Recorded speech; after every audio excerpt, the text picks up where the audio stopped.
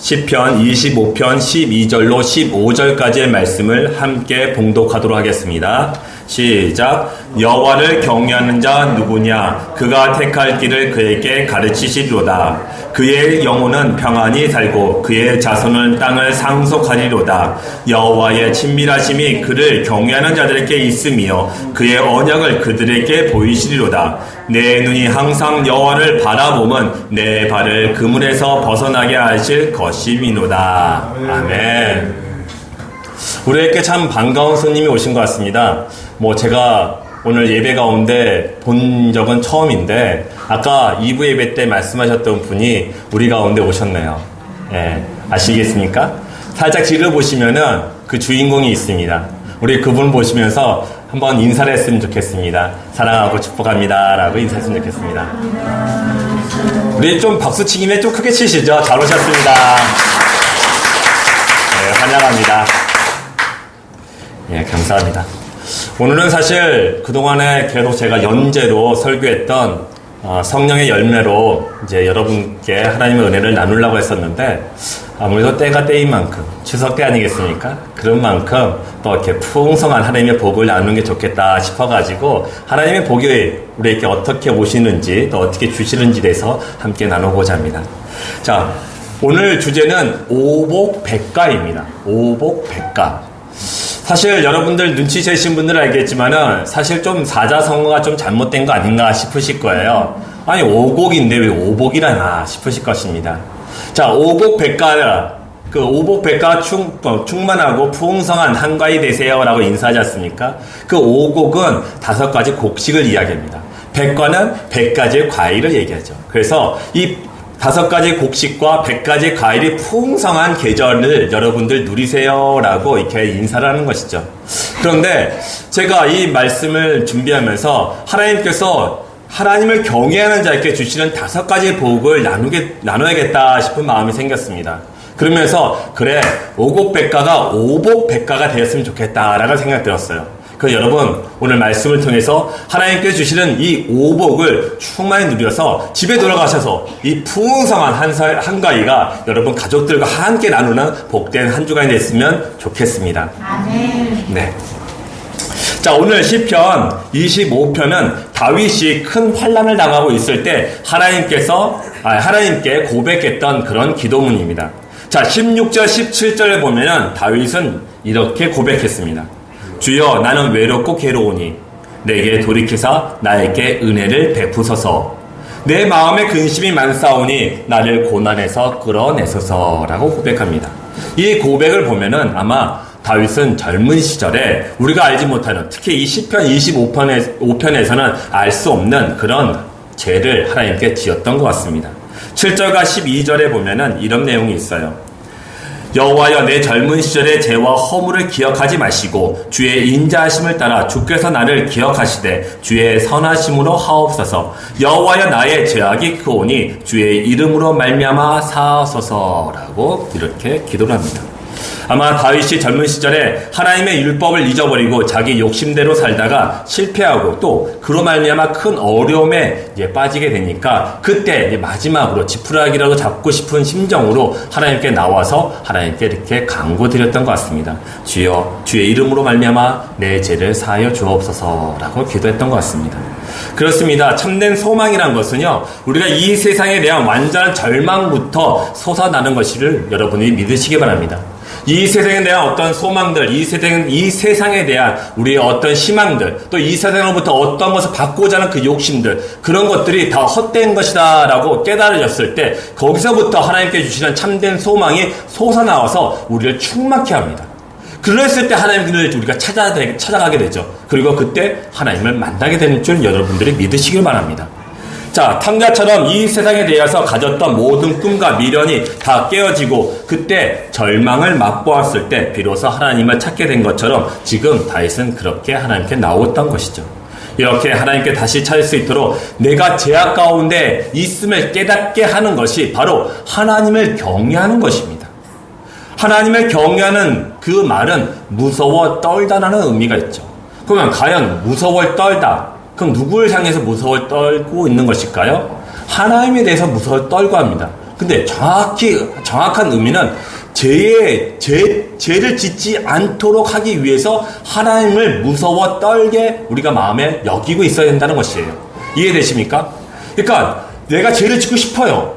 저 죄가 너무 달콤하고 아름다워요. 정말 보기에도 탐스럽고 먹음직하게 그렇게 보이는 게 죄입니다. 그런데 우리가 하나님을 무서워함으로 말미암아 그 죄를 짓지 않게 하는 것이 바로 하나님을 경외하다라는 그런 말입니다. 여러분, 이것을 통해서요, 우리가 참된 즐거움을 오늘 말씀에서는 우리가 누릴 수 있다고 말씀하고 있습니다. 그렇기 때문에 우리는 하나님을 우리가 경외함으로 말미암아 하나님께서 우리에게 참된 복들을 오늘 말씀에서 5가지나 주신다고 지금 언약하신 것이에요. 그래서 우리 주님의 교회 성도들은요, 이 한가위 때, 이 좋은 추석 명절 때 아닙니까? 이럴 때 정말 하나님께 주시는 이 5가지 복을 충만히 누리시고요. 이것이 우리 자손 대대로 이어져가는 그런 복을 하나님께로부터 받으시기를 주의 이름으로 축원드립니다. 자, 하나님께서 우리에게 주시는 복, 첫 번째는 12절에 있는 복입니다. 자, 하나님을 경외하는 자에게 주시는 복은 하나님께서 나의 갈 길을 가르쳐 주신다는 복입니다. 이게 정말 어마어마한 큰 복이에요. 자, 우리의 인생은요, 우리가 매 순간마다 무엇인가를 선택을 하게끔 돼 있어요. 내가 이것을 할 것인가, 내가 저것을 할 것인가를 선택하게끔 됩니다. 그 세상 속에 들어갔을 때도 마찬가지죠. 우리가 예배를 드리기 위해서 교회를 올 것인가, 아니면 세상의 쾌락과 유의를 지키기 위해서 세상 속에 들어갈 것인가. 항상 이 양당 간의 길을 우리가 둘 중에 하나 선택하게끔 돼 있습니다. 여기 계신 분들은요, 하나님의 것을 선택하신 분들이세요. 그러니까 하나님을 경외함으로 말미암아 하나님과 함께 만나기 너무 즐거우니까 다른 거 다 일단 제껴두고 하나님을 먼저 찾게 되신 분들이 바로 여러분들인 줄 저는 믿습니다. 그러니까 하나님께서 여러분들에게 복을 안 해줄 수가 없는 것이죠. 자, 우리가 지금 이렇게 참된 복을 누리기 위해서는 좀 전에 말씀드린 것처럼 우리가 바른 분별력이 필요합니다. 자, 우리가 아마 이런 경험을 한번 해보신 적이 있으실 것 같아요. 제가 얼마 전입니다. 서울에 아주 유명한 맛집이 있다는 이야기 들었어요. 그래서 친구들하고 야 가자 해가지고 이제 몰려갔습니다. 한 4명이 차를 타고 쫙 가는데 우리가 처음 가는 곳이었어요. 그래가지고 내비를 키고 왔습니다. 근데 이 내비 그 아가씨라고 해야 되나? 그분께서 가르쳐 주시는 길을 잘 가르쳐 주신 것 같은데 우리가 처음 가는 길이다 보니까 잘 모르겠더라고요. 그래서 애들하고 얘기를 했습니다. 야, 차라리 주차를 해놓고 우리가 차에 걸어가자. 이거 따라가다가는 정말 언제 갈지 모르겠다. 그래가지고 차를 일단 주차장에 아무데나 세워놨습니다. 그리고 갔어요.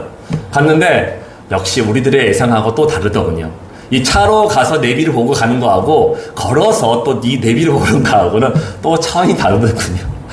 그래서 이제 어쩔 수 없이 주변에 걸어다니는 사람들한테도 물어봤습니다. 아저씨, 여기 삼계탕집이 맛있다고 하는데 이거 어떻게 가야 됩니까? 그랬더니 이렇게 가면 됩니다. 그러더라고요. 그래요? 그래요? 뭐 이렇게 이제 처음 가다 보니까 좀 그렇잖아요. 근데 이분이 우리의 그런 안타까움을 보셨는지 그러면 제가 그쪽으로 가니까 같이 가시죠. 그러더라고요. 이야, 이런 기인이 있다고 또 어디 있겠습니까? 그래서 그분 따라 뒤에 그 맛집에 가서 맛있게 삼계탕을 먹게 됐습니다.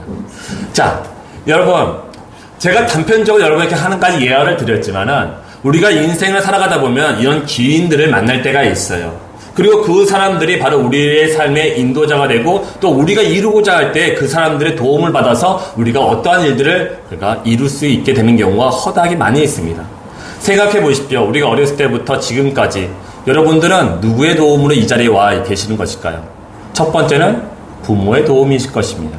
두 번째는 학교 선생님들일 것입니다. 세 번째는 친구들일 것입니다. 네 번째는 아마 군대, 여성분들 잘 모르시죠?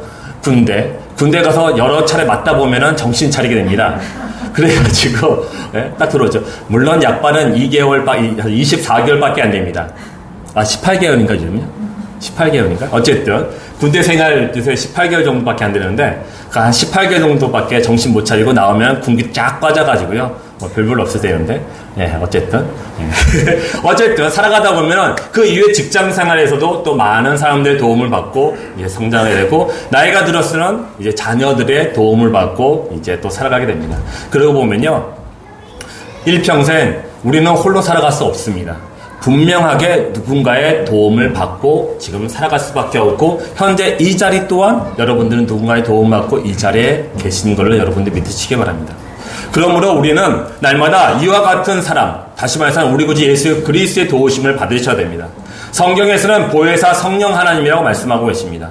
보혜사가 무슨 뜻입니까? 도움을 주는다. 누가 도움을 준다? 이런 것이죠. 그래서 보혜사 성령 하나님, 그것은 곧 도움을 주시는 성령님이라는 뜻이죠. 그분은 언제나 우리에게 위로를 주십니다. 우리에게 상담을 해주세요. 언제나 무슨 일이 터지면 중재해주시는 분이 바로 성령 하나님이십니다. 우리는 성령 하나님의 도우심을 받아서 지금 이 자리에 있는 것이에요. 그리고 앞으로의 우리의 미래 또한 우리가 홀로 살아간다면 정말 방황하는 경우가 허다하게 많을 것입니다. 그리고 우리는 늘 양단의 어떤 길을 선택할 그런 기로에 서 있을 때 우리가 헛된 것을 선택할 수가 있는 경우가 허다하게 많을 것입니다. 왜요? 솔직히 우리가 아무리 똑똑한다고 하더라도 어리석기 짝이 없지 않습니까? 우리의 지혜로움이 하나님의 미련함보다 못하다고 성경에서 말씀하고 계십니다. 우리가 아무리 똑똑한다고 하더라도요, 하나님의 미련하심에 비하면요, 아무것도 아니에요. 아무것도 아니에요. 그렇기 때문에 지혜로움의 근원, 그 지혜의 근원이신 하나님께 우리의 삶을 의지하시고 의탁하시기를 바랍니다. 그랬을 때 하나님께서 나보다 나를 더 잘 아시기 때문에 나에게 가장 좋은 길, 내가 정말 축복의 축복을 누릴 수 있는 그런 복된 길로 인도해 주실 줄 믿습니다. 자, 잠언 16장 9절에 이런 말씀이 있습니다. 우리 함께 읽어보도록 하겠습니다. 시작. 사람이 마음으로 자기의 길을 계획할지라도 그의 걸음을 인도하시는 이는 여호와시니라. 아멘, 아멘. 여러분, 좀 전에 제가 말씀드렸죠. 나보다 나를 더 잘 아시는 하나님이 그분이 우리를 인도해 주신다고 말씀하시는 것이에요. 그렇기 때문에 우리가 하나님께 의지해 볼 필요가 있는 것이죠. 그리고 당연히 의지해야 됩니다. 당연히. 우리가 아무리 가진 들 뭘 얼마나 가졌겠습니까? 이 중에 현금 100억, 1000억, 이 정도 껌값이지 않습니까? 이 정도 갖고 계신 분들이 있을지 모르겠지만, 그거 갖고 있는 한들, 그거 언제까지 가질 수 있겠습니까? 다 천국에 가시면은 다 헛된 것이에요. 그 자녀들한테 줄 수밖에 없는, 내 것이라 할 수 없는 것이 그런 것들이겠죠. 아무리 내가 재산이 많다 하더라도, 내가 아무리 지혜가 많다 하더라도, 내가 아무리 능력이 많다 하더라도, 그것은요, 내가 내 힘으로 살아가고자 하고, 내가 내 뜻대로 하고자 하면은, 그건 다 아무것도 없는 그런 신기루의, 또 그 연기밖에 안 되는 것입니다. 그렇기 때문에 하나님의 도움이 필요합니다. 우리는 홀로 살아갈 수 없어요. 그렇다면 누군가 도움이 필요하다면 누구의 도움이 필요하겠습니까? 여러분은 누구의 도움을 붙잡으시겠습니까? 선택하십시오. 하나님밖에 없는 것입니다. 그 하나님과 여러분들이 함께 누리시기를 바랍니다. 그래서 하나님께서는 우리들에게 선한 목자가 되어주신다고 말씀하십니다. 시편 23편 1절에 이렇게 말씀하셨습니다. 우리 함께 읽어보도록 하겠습니다. 시작. 여호와는 나의 목자시니 내게 부족함이 없으리로다. 아멘. 다윗은요, 하나님을 자신의 목자라고 이야기하고 있어요. 이야, 이거 정말 얼마나 정말 대단하신 믿음입니까? 예? 나를 인도해주고 나의 도움 될 수 있는 사람들이 주변에 정말 많을 텐데, 그 사람 다 필요 없다는 것이에요. 예? 하나님만 계시면 된다는 것이에요. 나는 하나님만 따라가겠다고 얘기하는 것이에요. 정말 대단한 믿음 아닙니까? 여러분들의 목자는 누구십니까? 잘 모르시나요? 여러분들의 목자는 바로 하나님이십니다. 믿으십니까? 아멘. 다시 한번 물어보겠습니다. 여러분들의 목자는 하나님이십니다. 믿으십니까? 아멘. 그렇죠. 아멘으로 화답하셔야죠. 이때 아멘 하시지 언제 하시겠습니까? 그렇죠? 하나님이 우리의 목자 되시는 거. 그래서 우리를 갈 길로 인도하신다는 거. 우리의 갈 길을 가르쳐 주신다는 거. 이것이 바로 하나님을 경외한 자에게 주시는 하나님의 축복인 줄 믿습니다. 두 번째는 하나님을 경외하는 자에게 주시는 복이 바로 13절에서 이야기하는 평안의 복입니다. 영혼의 평안은 내면의 평안 혹은 마음의 안식을 말하는 것입니다. 여러분, 성 어거스틴이라는 사람 아마 기억하실 겁니다. 그분이 이런 말을 하셨어요. 하나님 안에서만이 우리의 영혼에 참된 안식을 가질 수 있다라고 고백했습니다. 우리는 하나님 안에 있어야지만 참된 안식을 누릴 수 있어요. 그래야 진짜 인생의 행복함을 누릴 수가 있는 것입니다. 안식은 나를 하나님께 맡길 때만이 바로 가능한 것입니다. 여러분, 혹시 에베레스트 산 아십니까? 전 세계 최고로 높은 산이죠. 그 산을 등반하는 사람들은 전문 등산인들이에요. 아무나 올라갈 수 없습니다. 정말 몇십 년 동안 정말 산을 타고 또 타서 정말 전문적인 지식과 훈련이 된 사람만이 그게 올라갈 수 있어요. 그런데 재밌는 것은요, 그 산을 올라가려면요, 그 등산가 그 한 명이나 또는 뭐 주변에 같이 움직이는 사람도 팀이 있겠죠? 팀이 간다고 해서 그들이 산 꼭대기까지 올라갈 수 있을까요? 못 올라갑니다. 못 올라가요. 누군가의 도움이 필요합니다. 그 도움을 주는 자가 바로 세르파라고 얘기합니다. 세르파. 그러니까 여러분 아마 TV에서 많이 보셨을 거예요. 네팔에 가면은 그 밑에서 베이스를 딱 차려놓고 아마 여러 그 네팔인들이 같이 있는 모습을 보시고 또 그들이 지게 딱 지고 올라가지 않습니까? 그 사람들이 바로 세르파입니다. 세상에 어떤 전문가, 수십 년, 수백 년 동안에 훈련받았던 전문 등산인일지라도 그는 그 홀로 올라갈 수 없어요. 세르파의 도움을 받고 올라갈 수 있는 것입니다. 그런데요, 그 세르파가요, 그 무게가 20kg가 넘는답니다. 그걸 짊어지고 올라가는 것이에요. 그러면 등산하시는 분들은 어떤 마음으로, 어떤 몸으로 올라갑니까? 가벼운 마음으로 올라갈 수 있어요. 자기가 짊어지고 산을 올라가야 할 것들을 세르파라는 사람 다 맡기고 자기는 편안하게 올라갔어요. 그리고 목표만 집중하면 그 길을 걸어갈 수 있는 것입니다. 여러분, 옛날에 이런 얘기가 있는데 혹시 아시는지 모르겠습니다. 마찬가지로 등산하는 사람의 이야기입니다. 등산하는 사람이요, 자기 혼자 이제 높은 산을 올라가고 있었어요. 혼자 이제 짐을 지고 쫙 올라가고 있어요. 그런데 아무래도 열흘 이상의 산을 등산하려다 보니까 짐은 무거울 수밖에 없습니다. 그래서 꾸역꾸역 이제 산을 올라가고 있었어요. 그러다가 차가 한 대 쓱 지나갑니다. 아, 저 차 탔으면 좋겠다. 그런데 또 보니 저 밑에 또 하나 차가 쫙 올라가요. 아, 저거 잡을까 말까. 아유, 내가 등산인인데 자존심이 있지. 그냥 올라가야지 싶어가지고 그냥 지나가도 내버려뒀답니다. 그런데 그로부터 2시간이 지나도 한 대가 안 오더래요. 그러니까 자기가 너무 후회스럽대요. 아, 그냥 좀 그 차 있을 때 내가 잡고 이 무거운 거 좀 그 차 타가지고 좀 가볍게 올라갈 거. 후회가 막 되었답니다. 그러다가 얼마 있다가 큰 버스가 이제 싹 올라오고 있답니다. 그래, 저 차 타면 되겠다 싶어서 이제 차를 세웠어요. 그 운전사한테 부탁을 했죠. 나 좀 태워달라고. 저기가 한 3-4시간 그 이상을 가야 할 길인데, 차로 가면 금방 가지 않냐. 좀 태워달라 했습니다. 그러니까 뭐, 흔쾌히, 좋다, 타라. 라고 태웠어요. 타고 딱 올라가고 있는데, 이 사람이 낑낑대는 거예요. 그 운전사가 보니까, 이 등산이 자기 차를 탔으면 좀 편하게 가야 되는데, 뭐 땀을 줄줄 흘리면서 낑낑대고 있답니다. 왜 그런지 아십니까? 그렇죠. 짐을 내려놓지 않은 거예요. 짐을 그냥 끝까지 메고 있는 거예요. 이게 내려놓으면 불안하니까 어떻게 될지 모르니까 이 사람이 그냥 겁나는 거예요. 걱정이 그냥 빠져있어요. 그래가지고 이 짐을 지고 있는 거예요, 그냥. 그러니까 운전기사 보기에 얼마나 안타까워요. 그냥 땅바닥에 내려놓으면 되는데. 아니, 옆에 자리가 있으니까 자리에 놓으면 되는데 그걸 못하는 거예요. 그거 자기가 낑낑 메고 끝까지 올라가는 거예요. 여러분, 우리가 혹시 이런 모습이 아닐까 싶습니다. 우리가 성령 하나님께 우리의 마음의 짐, 우리의 인생의 짐을 맡기면 되는데 맡기지를 못해요. 도무지 맡기지를 못해요. 그래가지고 우리가 낑낑 매고 있는 거예요. 축자가. 그러면 낑낑대는 건 무슨 의미니까? 무슨 의미예요? 내가 내 짐을 해결하겠다는 것이에요. 내 문제니까 내가 알아서 하겠다는 것이에요.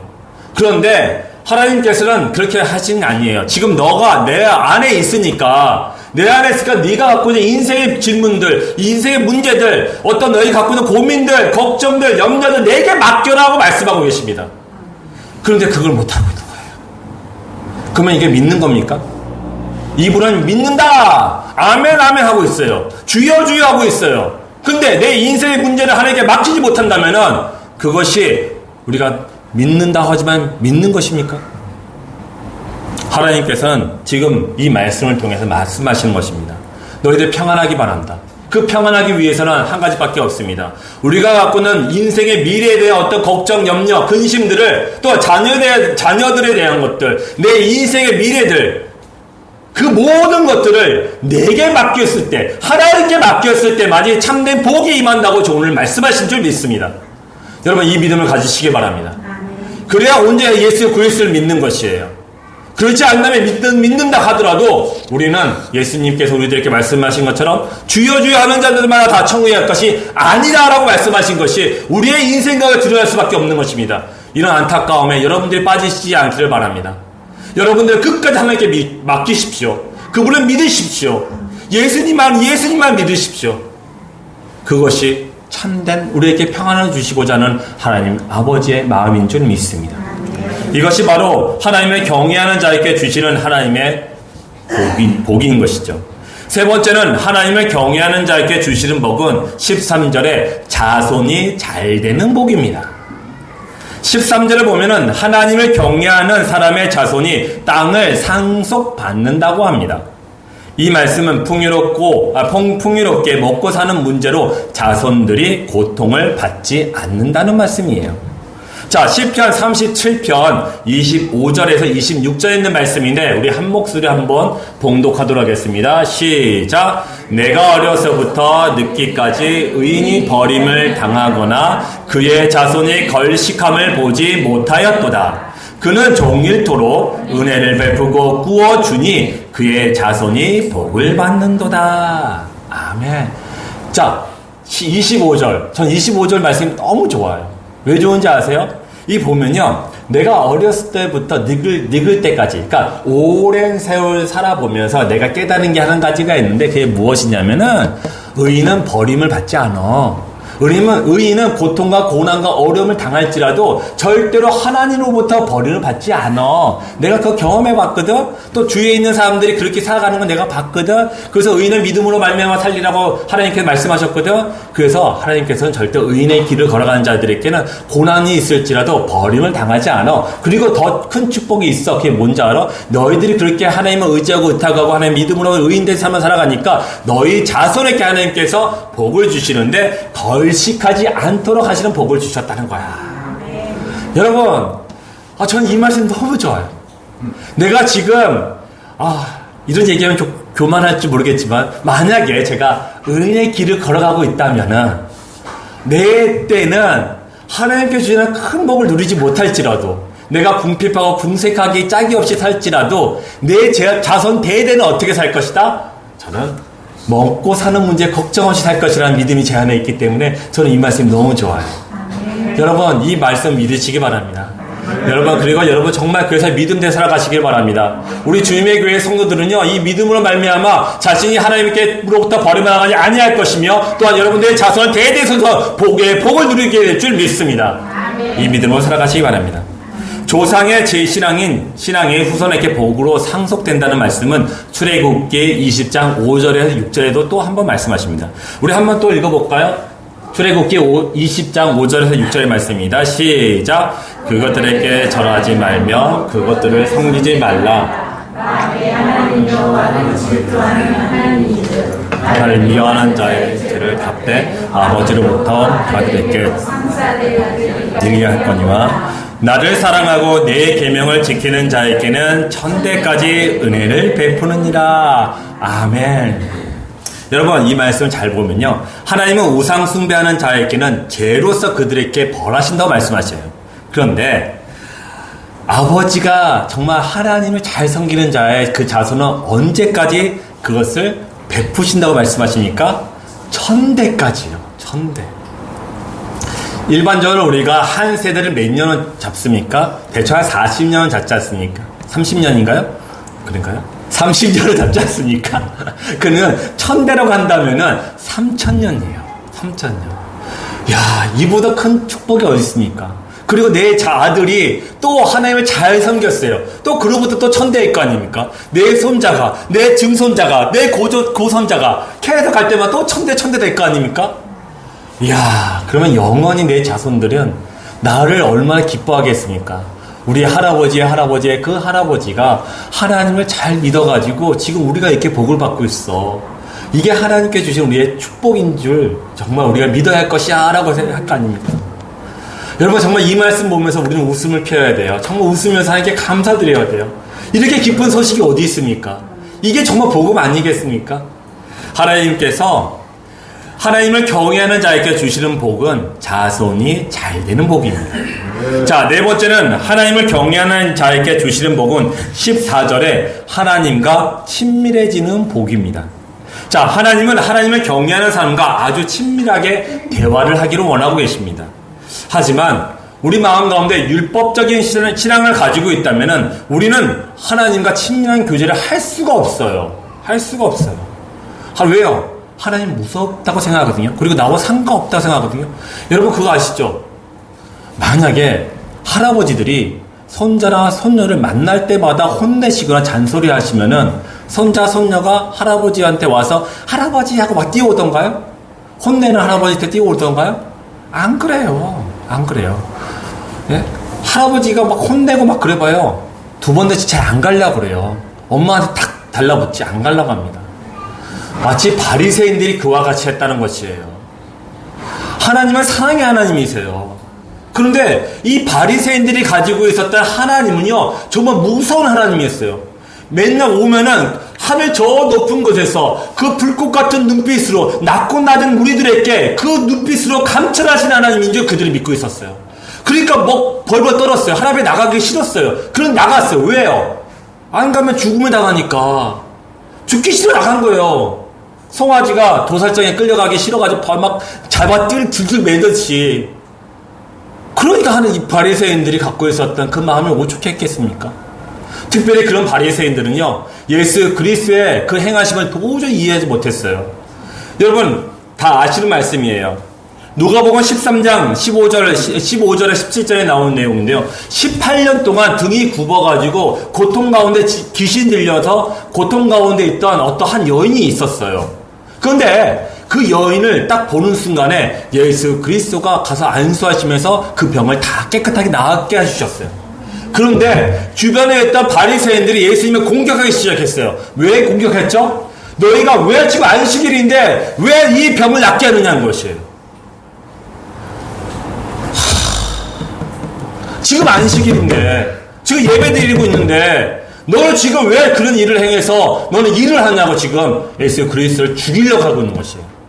그랬을 때 예수님께서 누가복음 13장 15절에서 17절과 같이 말씀하셨습니다. 우리 함께 읽어보도록 하겠습니다. 13장 15절에서 17절까지 말씀입니다. 시작. 주께서 대답하여 이르시되 외식하는 자들아 너희가 각각 안식일에 자기의 소나 나귀를 외양간에서 풀어내어 이끌어 가서 물을 먹이지 아니하느냐. 그러면 18해 동안 사탄에게 매임 바 된 이 아브라함의 딸을 안식일에 이 매임에서 푸는 것이 합당하지 아니하냐. 예수께서 이 말씀을 하심에 모든 반대하는 자들은 부끄러워하고 온 무리는 그가 하시는 모든 영광스러운 일을 기뻐하느니라. 아멘. 여러분, 주님께서 바리새인들에게 하는 얘기가 무슨 얘기인지 아시겠습니까? 주님께서 말씀하시는 것은 너희가 지금 안식의 계명을 지키는 것이 중요하냐, 아니면은 안식일에 하나님의 사랑의 그 마음으로 하나님께 돌보심을 이 여인에게 보여주는 것이 더 중요하냐라고 말씀하신 것이에요. 여러분 어떤 것이 더 중요합니까? 한번 생각해 보십시오.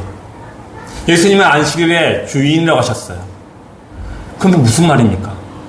나한테 참된 안식이 너희들이 나한테 갖고 있는 안식은 너희가 누리라는 것인데 그것은 시간과 공간과 따지지 아니한다는 것이에요. 어디에 있든 간에 하나님께 주시는 그 안식을 누리라는 것이에요. 그런데 율법적인 그런 신앙을 갖고 있는 사람은요, 그게 안 보여요. 하나님께서는요, 우리를 그 돌보시는, 하나님의 사랑으로 우리 돌보시는 그 돌보심이 율법의 계명과 더 위에 있게 보이게 됩니다. 그러니까 정죄하는 것이에요. 그런데 실상은 바리새인들은 어떻게 했습니까? 자신들이 가지고 있는 가장 소중한 것들, 낙이나 말이나 이런 것들은요, 사람들이 보든지 말든지 죽지 않도록, 네? 그 말과 그 나귀를 강가로 데리고 가서 물을 먹이지 않았습니까? 여러분들은 어떠한 믿음을 갖고 계십니까? 이 믿음은요, 하나님과 친밀했을 때 가질 수 있는 믿음이에요.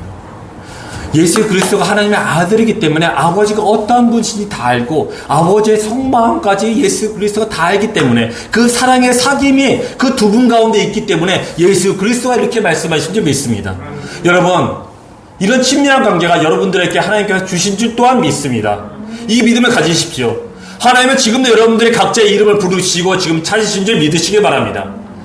내 딸아, 내 아들아, 나랑 사랑의 사귐을 갖자. 나는 너의 목소리를 듣고 싶다. 내게 나오너라. 내게로 오라. 나는 너와 함께하기 원합니다. 나는 너랑 사랑을 나누기 원합니다. 나는 너랑 친밀한 사귐을 나누기를 원한다. 라고 말씀하고 계시는 것입니다. 여러분, 하나님은요, 하나님을 사랑하고 하나님을 존경하며 하나님께서 나의 선생 되시고 나의 선한 목자 되신다는 걸 믿는 자들에게는 하나님께서는 친밀한 교제를 나누시고 그분이 갖고 있는 그 사랑의 마음을 우리들에게 가득 부어주신 하나님이신 줄 믿으시길 바랍니다. 여러분, 그 사랑이 우리에게 필요해요. 그 은혜가 우리들에게 너무나도 필요합니다. 그 은혜가 없이는, 그 사랑이 없이는 사실 우리가 사람답게 살아가기 너무 힘들어요. 우리가 마음에 하나님의 사랑을 갖고 있다고 생각만 하고 있고 우리가 삶의 현장 속에 들어가서 그 사랑을 우리가 베푸지 못하는 것은 우리 안에 알기는 알되 마음이 없기 때문인 것이에요. 마음이 없기 때문에 나의 삶의 현장 속에 들어갔을 때는 사랑이 그다지 그 마음에 와닿지 않아요. 말 한마디 할 때나, 또한 저 사람이 나한테 조금만 잘못한 말을 할 때나, 또한 내가 저 사람을 봤을 때 판단하고 정죄할 때나, 그때 내 머릿속에서는 분명히 성령께서 말씀하세요. 그거 아니야, 그거 아니야, 그거 아니야, 그거 아니야.